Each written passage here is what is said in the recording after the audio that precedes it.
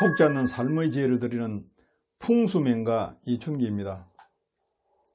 이번 시간에는 현대의 가족묘지는 실질적으로 큰 이익이 있다는 내용으로 말씀드리겠습니다. 구독과 좋아요 알람을 부탁드립니다. 우리 국민들은 윤달에는 묘지를 손보거나 가족묘지를 조성하는 사람들이 많습니다. 저도 지난 몇 년 동안 윤달에 사회지도층 인사나 기업가 그리고 명문가 집안의 가족묘지를 많이 조성해 준 바가 있습니다. 저는 40년 동안 생기를 공부하고 연구하면서 화장 문화가 보편화된 시점에서는 묘지 조성은 아무런 의미나 실익이 없다고 확신해서 이야기했습니다. 그래서 책을 편찬하고 많은 기관과 단체에서 강의를 하면서 묘지는 아직까지는 없앨 수는 없지만 관리상의 부담에 비해서 실익은 극히 적은 것이라고 이야기를 한 바가 있습니다. 그러나 근래 들어 상당수의 가족묘지를 조성한 후에는 여러 가족의 긍정적인 변화를 지켜보면서 가족묘지의 실익을 역설하게 되었습니다. 한 문중의 비교적 규모가 큰 가족묘지를 만들다 보면 어느 집안이나 친족들 간의 여견이 통일되기가 어렵습니다. 요즘은 집안에서 권위를 지니는 강력한 권한을 행사할 수 있는 문중 어른이 존재하지 않습니다. 또 사회적인 변화로 반드시 일부 구성원들의 반대가 있기 마련입니다. 또 개인주의가 팽배한 사회 분위기에서 비교적 출세한 사람이 많거나 기업인으로 성공했다는 속칭 잘난 집안일수록 가족들 간의 사이가 더욱더 좋지 못한 가족들이 많다는 사실을 알게 되었습니다. 일부 가족이 동참하지 않는 경우에는 다수 친족들의 의견으로 가족묘지를 만드는 것이 현실입니다. 이 경우 산야에 개별적으로 조성된 조상들의 묘지를 이장하여 가족묘지를 조성하는 것이 일반적인 방법입니다. 이때 앞으로 후대들이 안장될 수 있는 충분한 공간을 포함하여 넓은 공간으로 만드는 것이 관례입니다. 가족묘지를 조성하는 과정에서 보통 두 가지의 문제가 생깁니다. 첫 번째는 개별 묘지의 유고를 가족묘지로 이장하는 방법으로 화장 여부에 관한 문제입니다.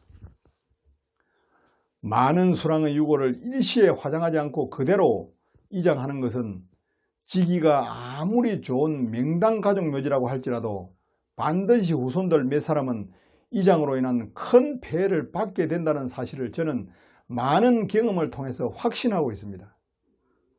이것은 묘지 풍수에서 동기감흥론이라고 하지만 현대 과학의 유전자 이론과 일치하는 것입니다. 만약 많은 유고를 폐해가 없도록 일시에 이장할 수 있다고 장담하는 기관이 있다면 그 사람은 절대로 믿지 말아야 할 사람입니다. 그러므로 가족묘지로 이장은 반드시 화장을 한 후에 무덤을 조성해야 합니다. 그러나 많은 가족들의 의견을 모아보면 화장을 조상에 대한 불효로 생각하는 가족들이 있어서 문제가 생기는 경우를 보게 됩니다.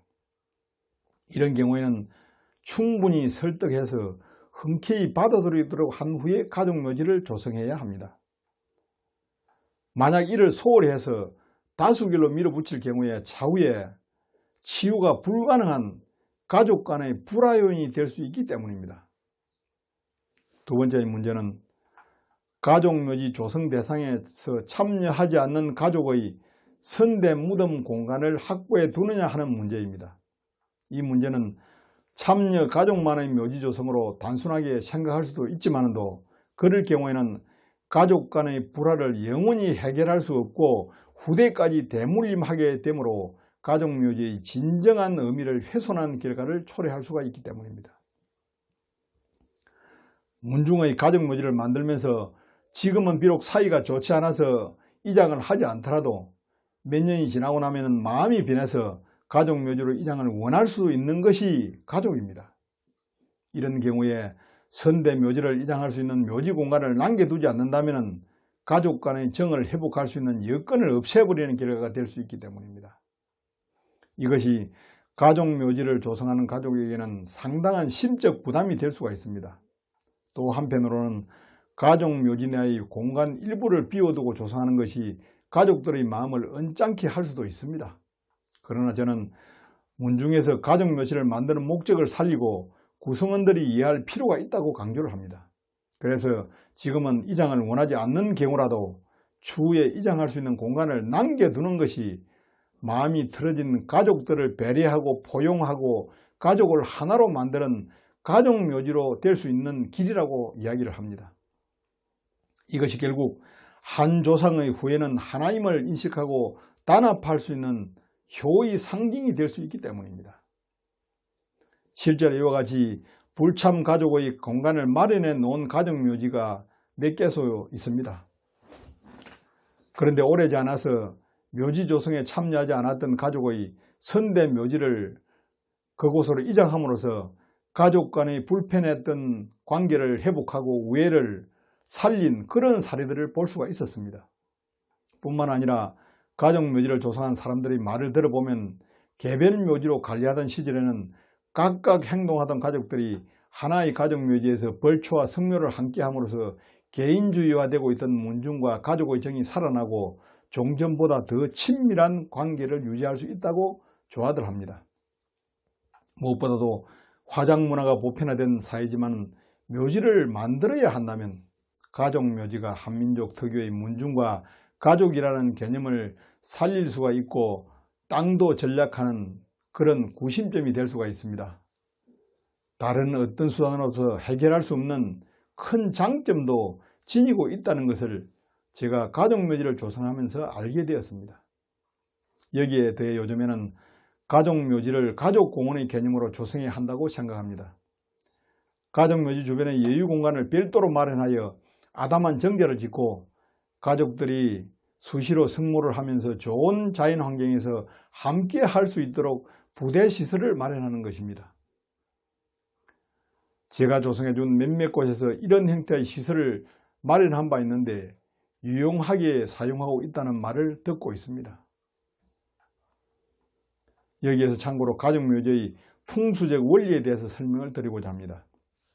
오래전부터 명당으로 알려진 묘지는 무덤 한 기만 조성해 놓은 것을 볼 수가 있습니다. 그것은 예로부터 일명당 일묘의 원칙을 지켜서 하나의 혈체에는 여러 개의 무덤을 만들면 지기를 분산시켜 명당이 될 수 없다는 논리로 꺼려했기 때문입니다. 그래서 풍수서인 인자수지에서는 불가침 장조총이라 하여 선조의 묘 가까이에 장사를 지내서는 안 된다라고 했습니다. 하지만 오래전부터 이와 배치되는 주장이 생겨나서 일혈 내안 조십총이라 하여 하나의 혈에 10개의 무덤을 쓸 것을 권유하는 주장도 있었습니다. 이것은 묘지의 경우에 정확한 혈처를 잡기가 어려운 점을 감안해서 정확한 혈처를 놓치지 않기 위한 목적이 아닌가 그렇게 짐작이 되고 있습니다. 토정 이지함의 가족묘지가 이와 같은 대표적인 사례입니다. 이 경우에는 혈장이 비교적 큰 특징을 갖고 있습니다. 물론 현대의 화장유골 묘지에는 소용없는 이론이기도 합니다. 감사합니다.